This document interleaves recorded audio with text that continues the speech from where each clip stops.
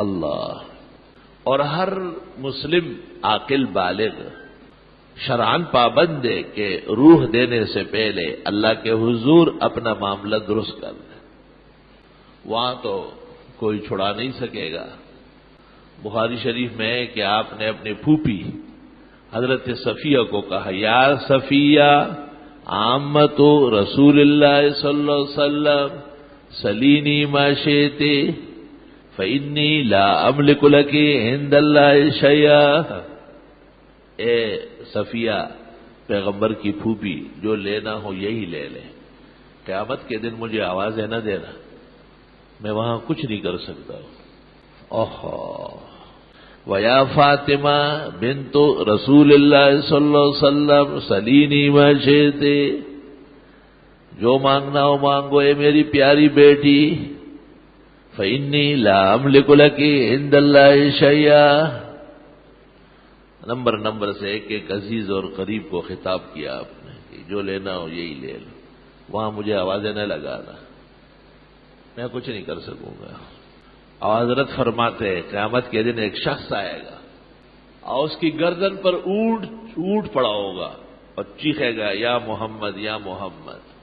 اور ایک شخص آئے گا اور اس کی گردن پر بکرا پڑا ہوا ہوگا. اور ایک شخص آئے گا اس کی گردن پر سونا اور چاندی لدا ہوا ہوگا.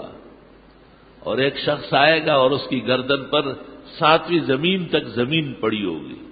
اس نے پلاٹ چوری کیا تھا, ایسے کاغذات آگے پیچھے کر لیے, تعلقات تھے اس کی سورس چلتی تھی. یہاں تو چل گئے, کیڈیا اور کے ایم سی نے آپ کا ساتھ دے دیا. ایک کیڈیا اور کے ایم سی ایسا ہے جس کے سامنے اس کیڈیا اور کے ایم سی کے افسران بھی ہتھکڑیاں بندے ہوں گے. اللہ معاف فرما, خدا عزت محفوظ فرما. آپ فرماتے ہیں ایک شخص آئے گا اونٹ چور, ایک بکرا چور, سونا اور چاندی چور, پلاٹ اور زمینیں چور. نعرہ لگائے گا یا محمد اغثنی, یا رسول اللہ کانفرنس, یا لبیک یا رسول اللہ. دیواروں میں لکھا ہے. یہ قیامت کے دن ان کا پتہ چلے گا یہ عقیدے اور سنت کے چور ہیں. عقیدے اور سنت کے چور یا رسول اللہ کانفرنس والے. لبیک یا رسول اللہ انہی کو کہا ہے تم پر 7 زمینیں, سونا اور چاندی, بکرے اور اونٹ سب لدائے جائیں گے, کیونکہ سنت اور عقیدے کی چوری ان تمام چوریوں سے بڑھ کر. کسی چور کے لیے آپ نے نہیں کہ اس پہ لعنت ہو, لیکن بدعتی کے لیے کہا ہے اس پر حرم میں بھی لعنت ہو اور باہر بھی لعنت ہو. کسی گناہ کے لیے آپ نے یہ نہیں کہا کہ یہ میرا قتل ہے, لیکن بدعتی کے لیے کہا ہے کہ وہ اتنا جرم کرتا ہے جیسے مجھے قتل کرنے کے در پہ, کیونکہ نبی کی سنت مٹا رہا ہے. بہت سال ہو گئے, یہاں ایک ڈپٹی کمشنر تھے ہمارے ایسٹ میں بیٹھتا تھا. مجھے کہا میٹنگ میں نہیں آتے ہو. میں نے کہا فائدہ نہیں ہے, کہا فائدہ اور نقصان بعد میں دیکھا جائے گا, آ جاؤ. میں چلا گیا تو یہ سب بیٹھے ہوئے ہیں, یہ قبر پرست اور روافظ ایک ہی چیز ہے. ہری پگڑی اور یہ کالے ایک ہی لمحے میں پیدا ہوئے ہیں, ان کا جہنم بھی مشترک ہوگا. تو وہاں یہ باتیں ہو رہی تھی کہ جی آج کل چور چوریاں کر رہے ہیں اور دکانیں لوٹ رہے ہیں, لوگوں کو پکڑ کے ان سے چیزیں لے رہے ہیں, آپ ہمارا تعاون کریں. میں نے کہا صاحب ہم بالکل تعاون کے لیے. مجھے کہا, میں نے کہا میں نہیں کروں گا تعاون, بالکل نہیں کروں گا, آپ چوروں کے سردار ہیں. سب لوگ دیکھنے لگے, کیوں؟ میں نے کہا مجھے یہ بتاؤ, کپڑے کا چور چور ہے, سونے کا چور چور ہے, پیسوں کا چور چور ہے, محمد الرسول اللہ صلی اللہ علیہ وسلم کی سنتوں کا چور چور ہے یا نہیں؟ انہوں نے کہا بالکل ہے. میں نے کہا ان سے پوچھو یہ میلاد کس دلیل سے منا رہا ہے, ابھی ربیع الاول شروع ہو رہا. کھڑے ہو گئے, جی میلادی ابو لہبی جی ہمارا انسلٹ ہو گیا, ہم جا رہے ہیں. ڈی سی نے ان کو منایا, چلے گئے. مجھے کہتے ہیں خوش ہو گئے. میں نے کہا آپ کو مبارک ہو, پہلی مرتبہ میٹنگ کامیاب ہو گئی. آپ کو چوروں کا پتہ چل گیا, کیوں ڈر رہے ہو؟ ڈپٹی کمشنر تھوڑی دیر بعد ہنستا ہے. مجھے کہتا ہے آپ کو بلانا بہت مشکل کا ہے. میں نے کہا اس لیے تھا کہ اندے احتیاط کرے. یا مکن با پیل بانا دوستی, یا بنا کن خانہ بر اندازی پیل. شیخ سعدی کہتے ہیں یا تو ہاتھی والوں سے دوستی نہ کرنا, یا پھر ان کے لیے اس جیسے دروازے بھی لگا لینا. میں نے کہا احتجاج کی کیا ضرورت اٹھنے کی، پہلے یہ سمجھائے کہ یہ سنت کے چور ہے یا نہیں، چونکہ ہے اس لیے اٹھ کے چلے گئے نا۔ اگر یہ نہ ہوتا تو یہ کہتے نہیں ہم تو سنتوں پر جان دیتے، سنت ہماری زندگی ہے، ہماری روح ہے، ہماری نجات ہے، آپ غلط کہتے ہیں۔ لیکن وہ اٹھے اور چلے گئے اور اجلاس کا بائیکاٹ کر لیا، یہ مہر ہے میرے دعوے پر کہ یہ سنتوں کے چور ہے، اس لیے تو تکلیف ان کو پہنچی۔ وہ ایک آدمی نے کسی کی گائے کا بچڑا چوری کیا تھا، بچڑا کہتے نا گائے کے بچے کو بچڑا کہتے،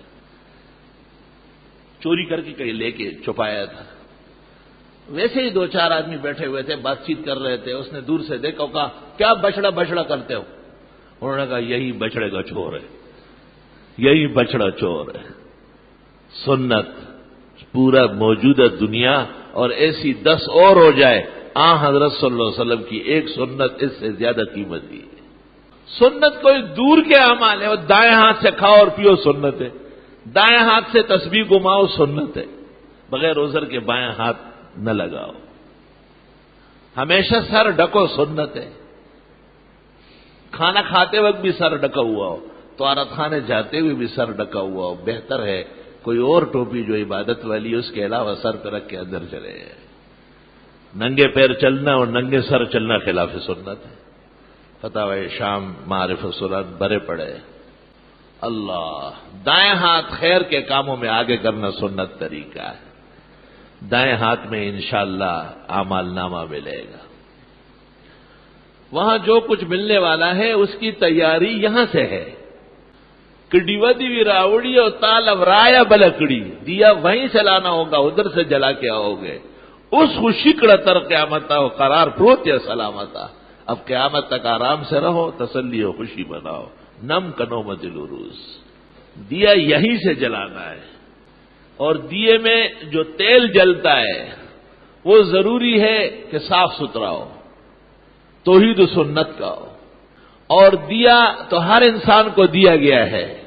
اب جس نے اس میں شرک اور بدعت ڈالا تو وہ بجھ جائے گا، وہ چل نہیں سکتا ہے، اور جس نے اس میں سنت اور توحید کا تیل ڈالا وہ جیسے جیسے وقت قریب ہوگا اور آخرت آئے گی وہ چمک جائے گا، اس کی روشنی بڑھ جائے گی، وہ اصل وہی کے استعمال کے لائق چیز ہے۔ یکاد زیتها یضیء، قریب ہے کہ یہ تیل خود بڑک اٹھے، وَلَوْ لَمْ تَمْسَسْهُ نَارٌ، اگرچہ اس کو آگ کی چنگاری قریب نہ ہی ہو۔